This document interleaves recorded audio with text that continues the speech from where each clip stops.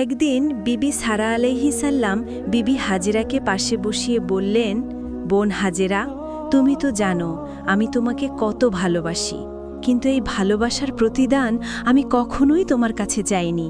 আমি আজ তোমার কাছে কিছু প্রতিদান চাইব, আর তুমি যে আমাকে ভালোবাসো তার প্রমাণ এর মাধ্যমেই দিতে হবে। বড় আশা নিয়ে তোমাকে বলছি বোন, আজ আমি বৃদ্ধ হয়ে যাচ্ছি, কিন্তু আমার কোনো পুত্র সন্তান হলো না, তাই আমার মন হাহাকার করছে। তুমি ইচ্ছে করলে আমার এই অশান্তির আগুন মুছে দিতে পারো। এই কথা বলতে বলতে তার চোখ দিয়ে অস্ত্রধারা বয়ে যেতে লাগল।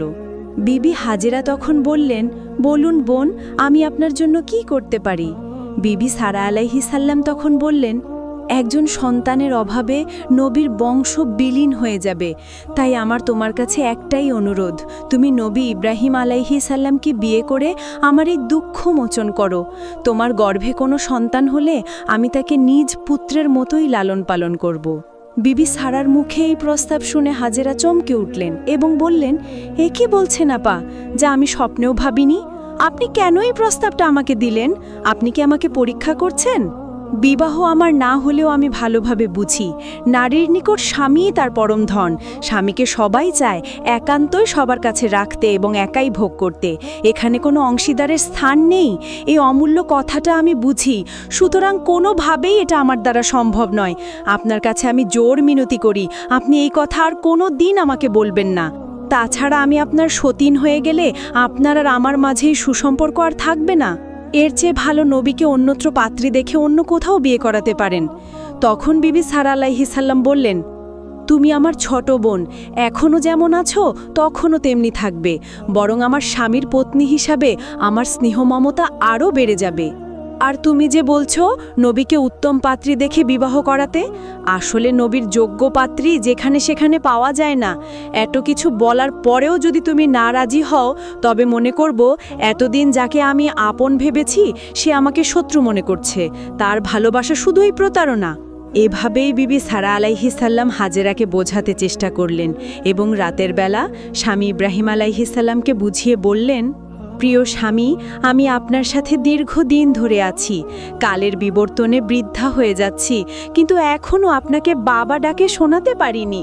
তাই আমার প্রচণ্ড ইচ্ছে আপনি গুণবতী হাজেরাকে বিয়ে করুন।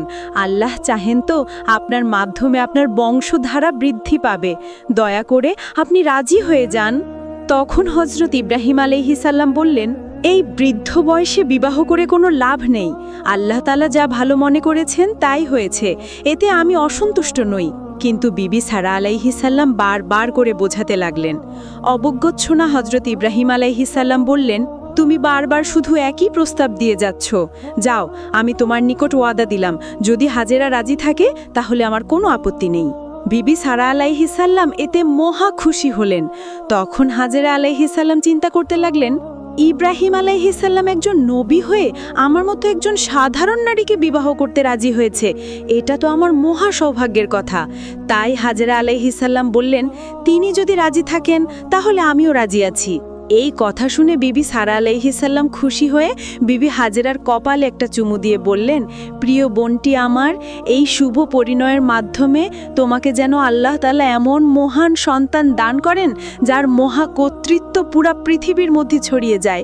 নবী ইব্রাহিম আলাইহিসাল্লামের নাম যেন গোটা বিশ্বে অক্ষয় হয়ে থাকে। আল্লাহ তাআলা বিবি সারা আলাইহিসাল্লামের এই দোয়া কবুল করে নিলেন। ফলে বর্তমানে সারা পৃথিবীর বড় বড় ধর্মগুলোতে হজরত ইব্রাহিম আলাইহিসাল্লামকে সম্মানের দৃষ্টিতে দেখা হয়। অতঃপর বিবি সারা হজরত ইব্রাহিম আলাইহিসাল্লাম ও বিবি হাজেরার মুরব্বি হয়ে তাদের বিবাহ সম্পন্ন করলেন।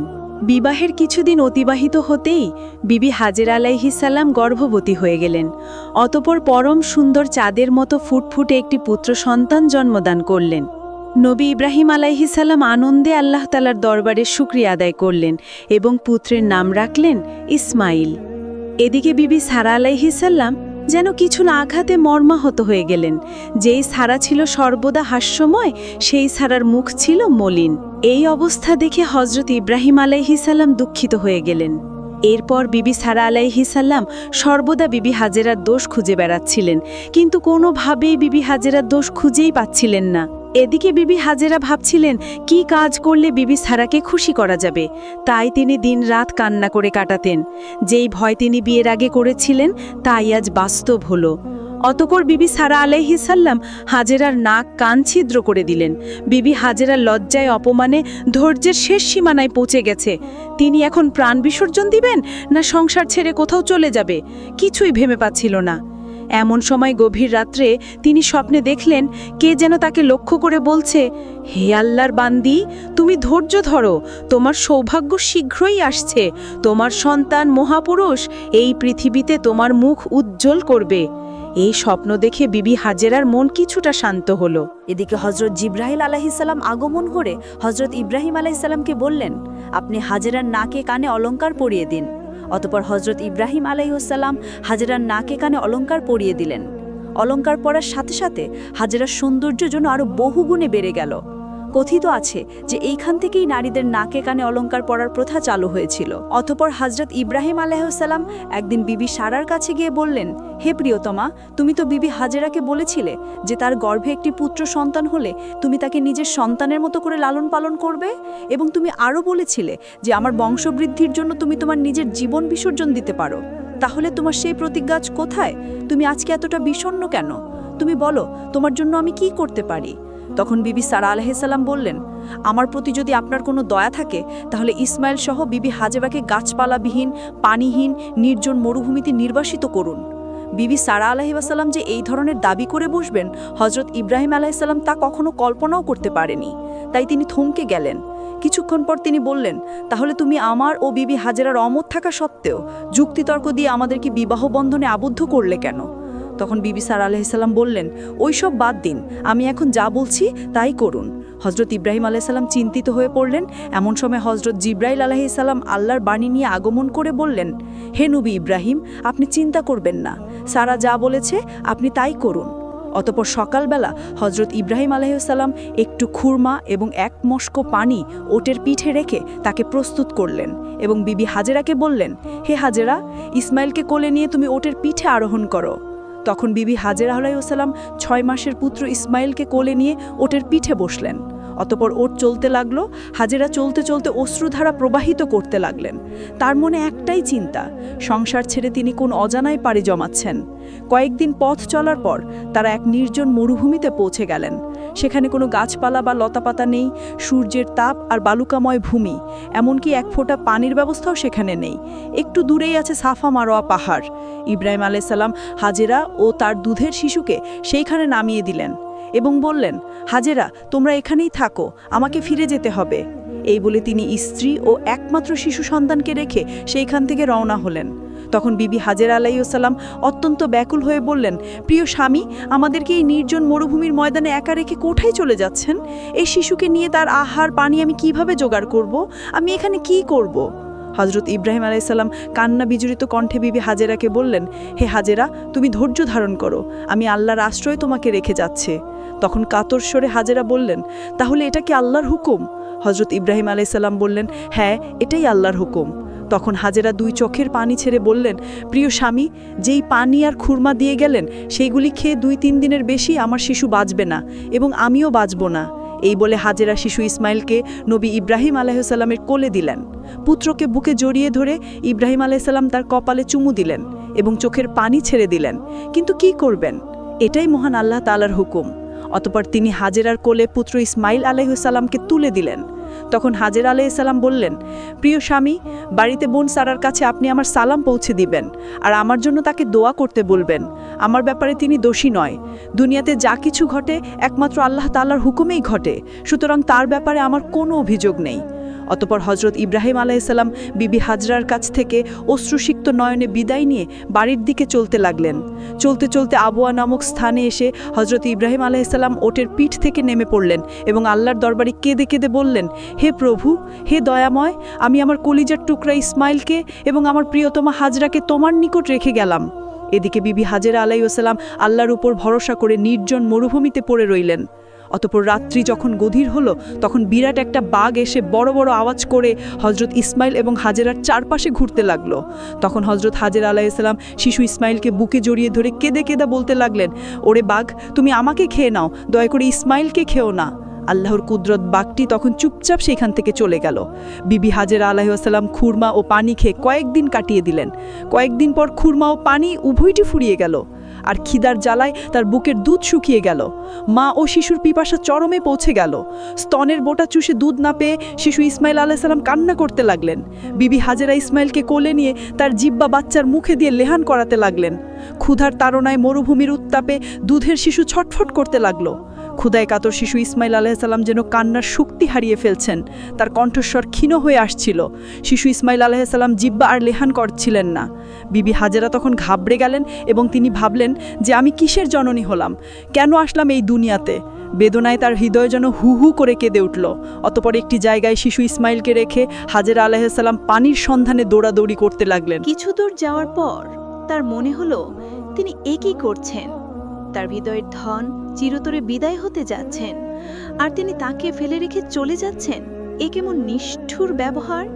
এক মায়ের কাছে একই তার সন্তানের প্রতি ভালোবাসা? এইসব ভেবে তিনি আবারও শিশু ইসমাইলের দিকে দৌড় দিলেন।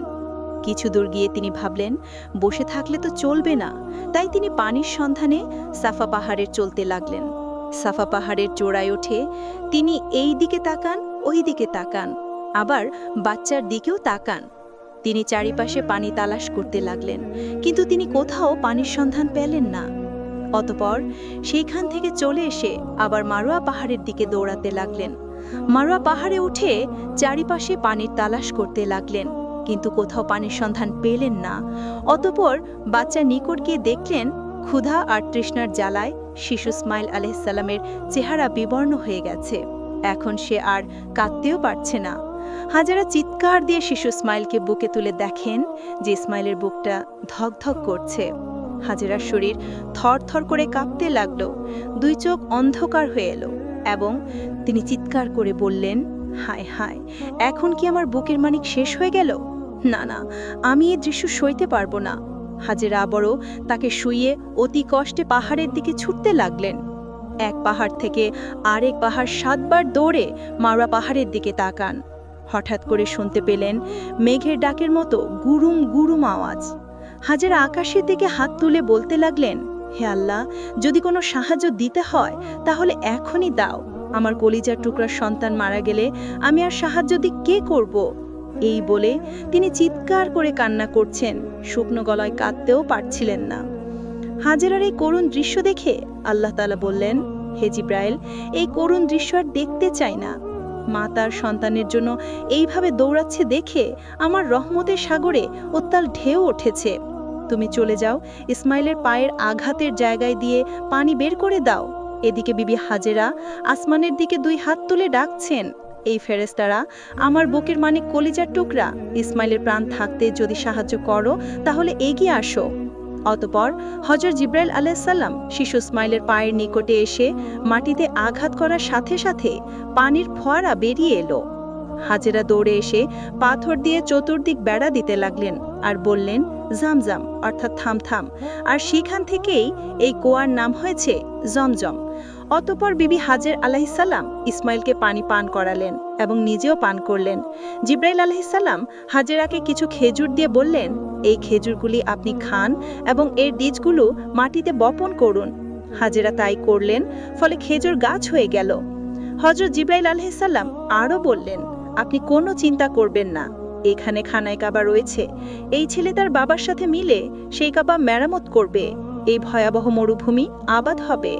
অতঃপর একটি বড় কাফেলা পানির সন্ধান পেয়ে সেখানে আগমন করল।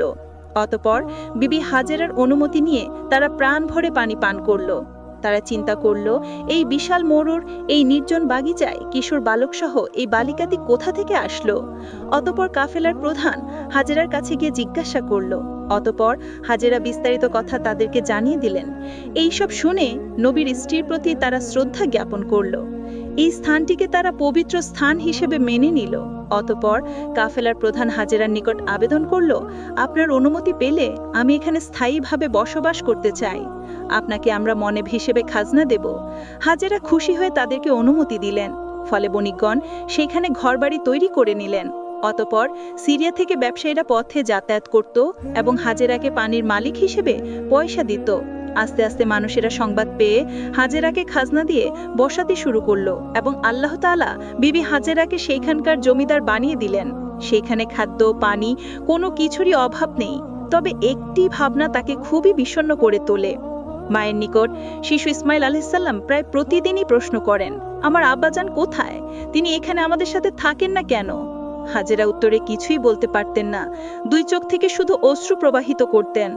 অতঃপর অনেকদিন পর হযরত ইব্রাহিম আলাইহিস সালাম নির্বাসিত হাজেরার কাছে হাজির হলেন। দীর্ঘদিন পর স্বামীকে ফিরে পেয়ে তিনি যেন আকাশের চাঁদ হাতে নিলেন। তিনি ইসমাইল আলাইহিস সালামকে বললেন, তুমি এতদিন শত প্রশ্নে আমাকে অস্থির করে রেখেছো, তার জবাব আমি দিতে পারিনি। আজ তোমার পিতা এসেছে, তাকে সালাম করো। ইসমাইল আলাইহিস সালাম তার পিতাকে সালাম করলেন। ইব্রাহিম আলাইহিস সালাম পুত্রকে কোলে তুলে নিলেন। অতঃপর বিবি হাজেরা আলাইহিস সালাম বিস্তারিত ঘটনা ইব্রাহিম আলাইহিস সালামের কাছে জানালেন। ইব্রাহিম আলাইহিস সালাম প্রতিটি ঘটনা শুনে আল্লাহ তাআলার নিকট শুকরিয়া জ্ঞাপন করলেন। প্রিয় বন্ধুরা, এই ছিল আজকের এই ভিডিওটি কেমন লাগলো অবশ্যই কমেন্টের মাধ্যমে জানাবেন। ভালো লাগলে সাবস্ক্রাইব করে পাশে থাকুন পরবর্তী ভিডিও সবার আগে পাওয়ার জন্য। আজকের মতো এখানে বিদায় নিচ্ছি। পরবর্তীতে আবার একটি নতুন ভিডিও নিয়ে তোমাদের নিকট হাজির হব। ততক্ষণে আল্লাহ হাফেজ। আসসালামু আলাইকুম ওয়া রাহমাতুল্লাহি ওয়া বারাকাতুহু।